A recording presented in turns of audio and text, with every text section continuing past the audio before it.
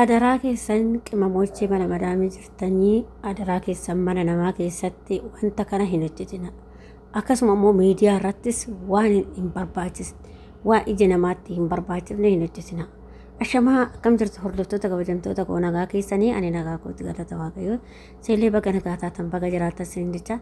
Egaa hordoftoota kiyyaa akkuma argaa jirtan obboleettiin keenya kuni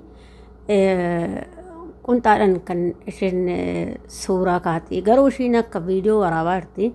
Viidiyoo sun gallakkifamas jettee yaadaan jirtu natti fakkaate. Garuu ishiin kan jirtu immoo gola namaa keessa jechuudha. Gola namaa keessatti immoo gola namaa dhiisati manuma ofii keessattuu namni carqii uffatee ittiin ka'u qaba. Qaama ofii kana kan waaqayyoon nu kenne itti uffadhaa dhafe nutti uume uffadhaa nutti uume itti shaffanachuu qaba. Garuu gaafa akkanatti miidiyaa irratti gadi lakkisanii hedduu akka nama gaddisiisa jechuudha. Shamaruma ta'uu si jabbisiisa.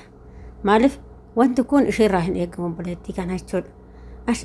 Mee odoo isin ta'e amma wanta kana akkanatti hin gootu dhugaa waaqayyo jechuudha.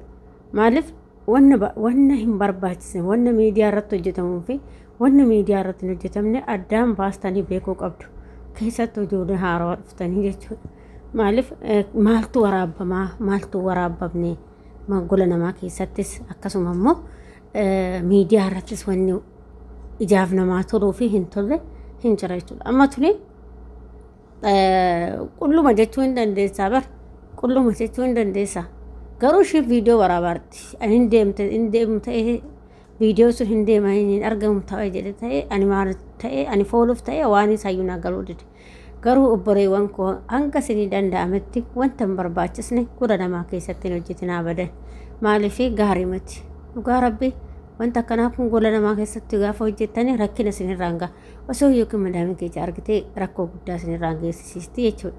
Maaliif mana namaa keessatti qullaa ka'uu akkasuma miidiyuma irrattuu nama jibbisiisa. Obboleessi kee yoo arga obboleettiin kee yoo argarte hagam tokko nama jibbisiisa dhugaa waaqayyo jechuudha. Innaa kanaaf wanna hojjetamuu fi wanna hin hojjetamne addaan baasati beekuu qabdanii miidiyaa fayyadamuudhaan duratti jechuudha.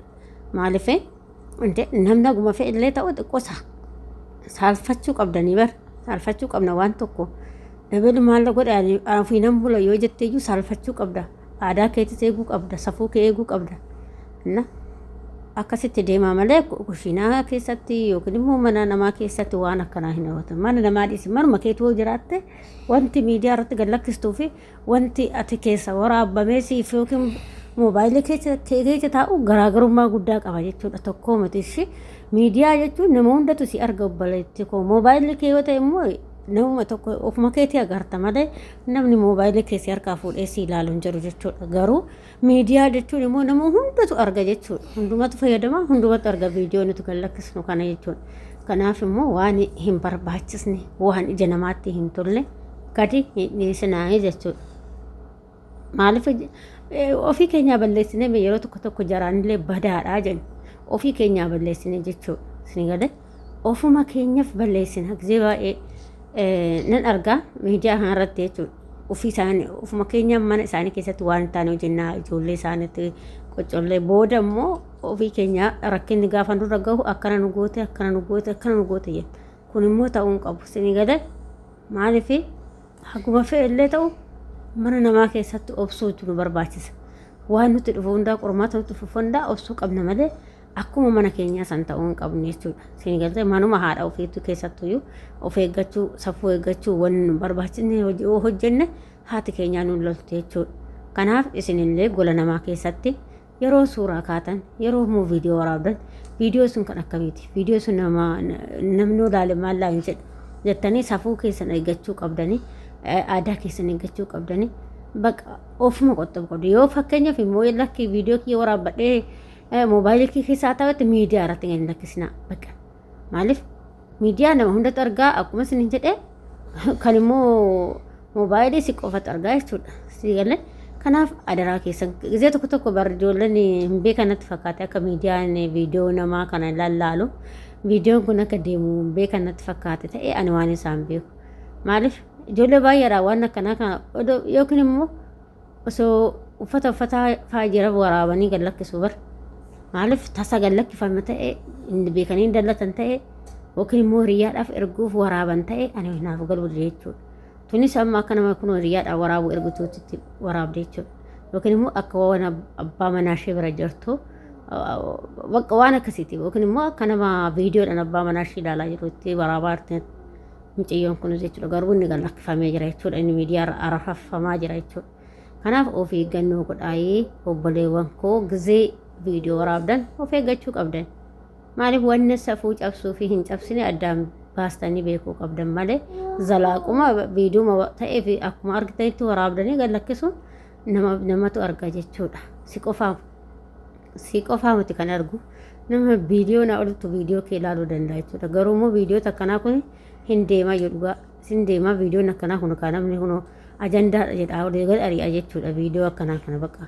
Viidiyoo gaarii ilaalanii bar viidiyoo akkanaa kan hin ilaalu viidiyoo jetti sin tolle kan hin ilaalti ijoolleen keenya jechuudha. Innaa kanaaf ofii gadhaa'ii yeroo mana namaa keessa goda namaa keessa jirtan wanta goda namaa keessatti gad lakkifamuu fi gadi lakkifamne addaan baastanii beekuu qabdu jechuudha. Ni galtee maaliif jarrillee wanna kana yoo argan hin jaalatanii akkana kanatti kana jechuudha.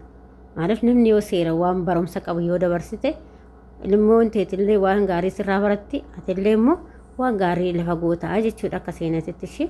Kanaaf waan bakka waan bareedaa hojjedhaa. Waan bareedaadhaa yoo hojjenne mee hin guddataa dhugaa wanni guddanne hin jiru.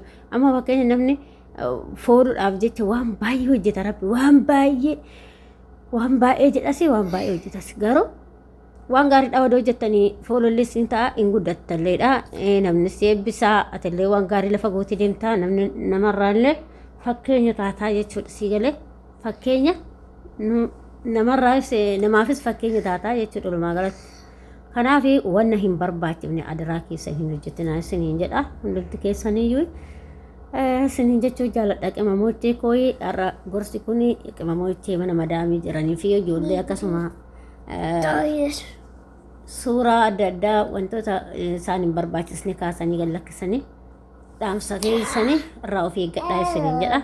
Akkasuma warri mana kanaaf haarawaa taatan sabskiraaybii gochuudhaan maamila keenya ta'a warra ta'artas galtumaaf faadhaa yaada qeeqaa qabaattan komenteetti barreessuun dagatinaa isiniin jedha. Ijoollee baay'een immoo akkaataa lookashinii nu hojjetanii kan hojjedhaa dhiifama guddaa isiniin jedha ishee. Nakasii haga viidiyoo biraatti wajji deemti viidiyoo kanaan turtii gaarii isiniin jedha. Isiniin jaaladha isiniin kabaja abdii sana rabbashaa jira yeroo nani waa viidiyoo hojjedhu bara abdii sana rabbashti. Baay'ee na rabbashti yaa akkasumatti yeroo tokko hojjedha yeroo tokko dhiisa malee yaa daa'imti baay'ee nama rabbashti. Hundumaafuu galata waaqayyoo jechuudha. Akkasii isiniin jedha hordoftoota kiyyaa nagaa na ta'a fayyaa na ta'a hanga viidiyoo biraatti wajji deemuutti viidiyoo kanaan turtii gaarii isiniin jaaladha isiniin kabaja baay'ee.